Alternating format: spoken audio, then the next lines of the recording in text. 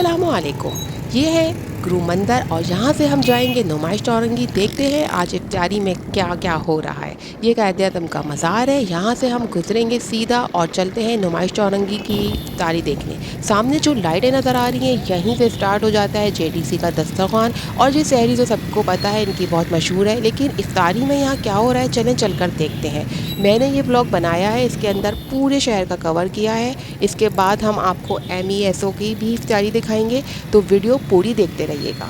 चलें चलकर देखते हैं कि किस तरह का सेटअप है और यहाँ पर क्या अरेंजमेंट हो रहा है। रास्ते में तो हमें इतना कुछ नज़र नहीं आया इफ्तारी कराते हुए लोग। यहाँ पर ये चटाइयाँ हैं, इस तरह से बिछा दी गई हैं और काफ़ी लोग यहाँ पर बैठे हुए नज़र आ रहे हैं। तो चलें देखते हैं खाने में इफ्तारी में है क्या। आगे चली तो मैंने देखा बिरयानी के थाल आ रहे थे, लेकिन ये कहाँ से आ रहे थे तो मैंने मालूम करने पे पता चला कि ये कोई मेहरान है जो करवा रहे हैं। खाने की देगें आई हुई हैं, बिरयानी चिकन की थी और यहाँ पर थे जूसेस जो ठंडे हो रहे थे। आगे चले तो नज़र आया कि कौन है जो करवा रहे हैं। यहाँ पर ये वाइट कपड़ों में आपको नज़र आ रहे होंगे, इनकी तरफ से 27वीं शब तक अफ्तारी कराई जाती है। और इस तरह से यहाँ पर मैंने ये सारा देखा। सहरी तो जेडीसी करवाते हैं और वो मशहूर है यहाँ की, काफ़ी सालों से वो करवा रहे हैं। तो यहाँ पर जो सेटअप था, आगे जो था वो पकौड़े और शरबत भी बन रहा था जो जेडीसी की तरफ से था, बाकी खाना इनकी तरफ से था जो यहाँ पर खड़े हुए थे। और बिरयानी के ऊपर चंद खजूरें भी रखी गई थी और ये थाल हर 2-2 3-3 बंदों को दिया जा रहा था। यहाँ पर चंद ख्वातीन भी बैठी थी साइड में और इसी तरीके से ये सेटअप था। वापसी में हमने सोचा रोज़ा कायदे-ए-आज़म के मज़ार पे खोल लें, लेकिन ये बंद था। अब हम तो वहाँ रोज़ा नहीं खोल सकते थे क्योंकि वो मुस्तकीन के लिए था और हम यहाँ पर आए रेस्टोरेंट में रोज़ा खोला। रोज़ा खुलने के बाद दूसरे दिन भी हमने कहा चलो एक और व्यू लेते हैं। ये आयशा मंजिल की तरफ जा रहे थे।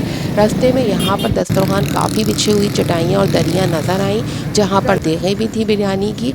तो जी हम जहाँ नुमाइश चौरंगी तक गए तो रास्ते में इतना कुछ नज़र नहीं आया जितना नॉर्थ की तरफ हमें नज़र आया।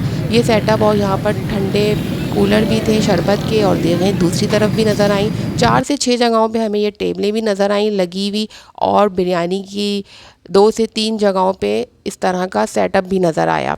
तो हो सकता है आखिरी अशरे में ज़्यादा सदका और खैरात शुरू हो जाता है और रोज़े खुलवाने का सवाब भी ज़्यादा। हदीस में भी है कि माह रमज़ान में ख़र्च करना अल्लाह की राह में ख़र्च करने की तरह है और जो लोग अल्लाह की राह में अपना माल खर्च करते हैं उनकी मिसाल इस दाने की है जिससे 7 बालियाँ उगेंगी और फिर हर बाली में 100 दाने होंगे, यानी कि 700 गुना ज़्यादा अजर इसका मिलेगा।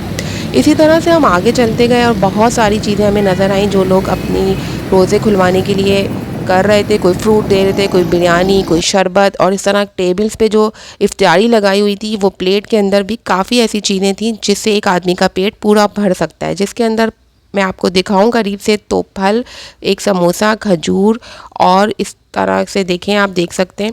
तो ये काफ़ी प्लेट थी, एक आदमी के लिए काफ़ी थी रोज़ा खोलने के लिए और ये बहुत अच्छी और सवाब की बात है। इस तरह से अल्लाह को भी पसंद है रमज़ान में रोज़ा खुलाना और 3 काम तो ज़रूर रमज़ान में करने की हुक्म भी है और हदीस भी हैं जिसमें एक सदका और खैरात भी है।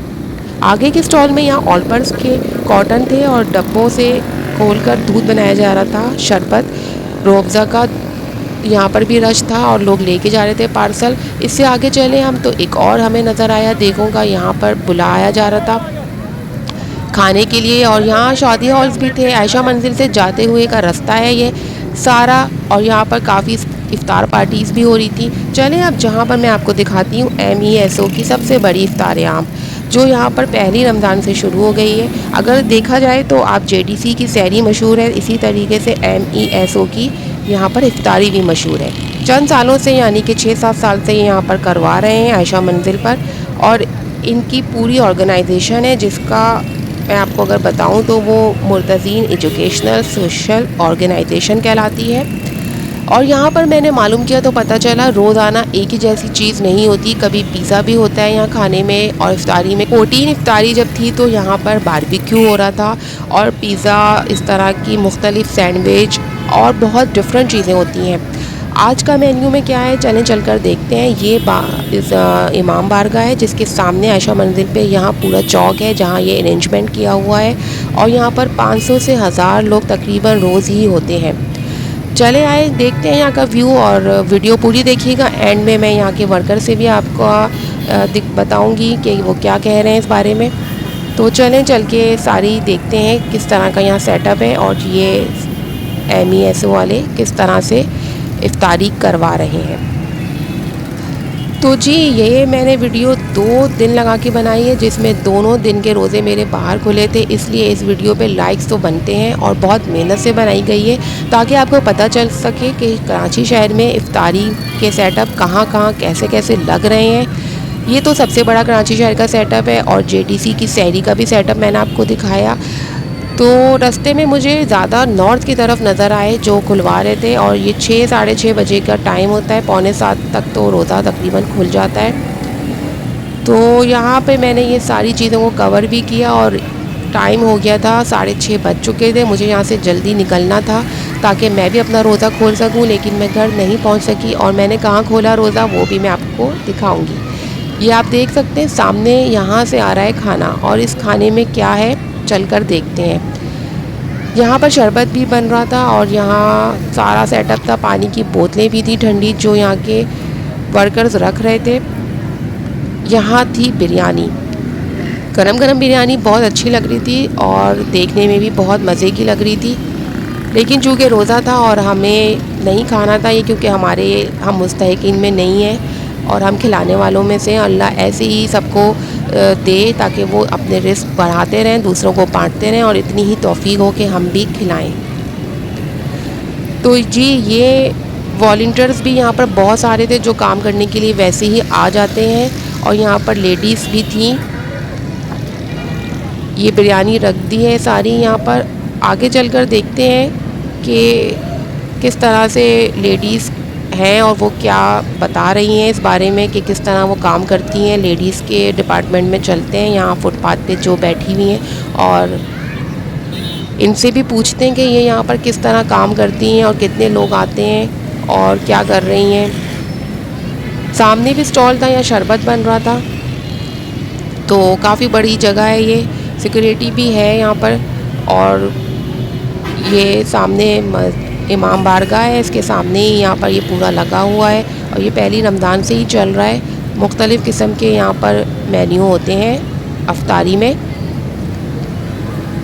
और ये सारे ये लेडी वर्कर थी। आप चले इनसे ज़रा बातचीत करते हैं, ये क्या कह रही हैं इस बारे में। कितने दिन से हो रही है? शुरू रमज़ान से हो रही है? जी अस्सलाम वालेकुम। वालेकुम सलाम। आप बहुत अच्छा काम कर रहे हैं आप लोग। जी बिल्कुल माशाल्लाह से ये इफ्तार आम जो इन्होंने लगाया है और ये पहले रोज़े से ही स्टार्ट है और ये पूरे 30 रमज़ान यहाँ लगेगा और माशाल्लाह ये इफ्तार आम बहुत अच्छा काम कर रही है और बहुत ज़्यादा यहाँ पे जो है आवाम का रश हो जाता है और बहुत मतलब जो है आवाम आती है और माशाल्लाह सब रोज़ा खोल के जाते हैं, कोई यहाँ से भूखा नहीं जाता।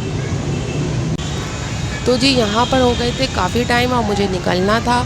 सारी चीज़ों को मैंने कवर करके अच्छी तरह से बता दिया है और अब चलते हैं हमारी, देखते हैं कहाँ पर खुलती है इफ्तारी और कौन सी जगह में मिलेगी इफ्तारी। हम अपने साथ लेकर ही घूम रहे हैं कि जहाँ पर रोज़ा खुलेगा हम वहीं पर खजूर और शरबत पी लेंगे।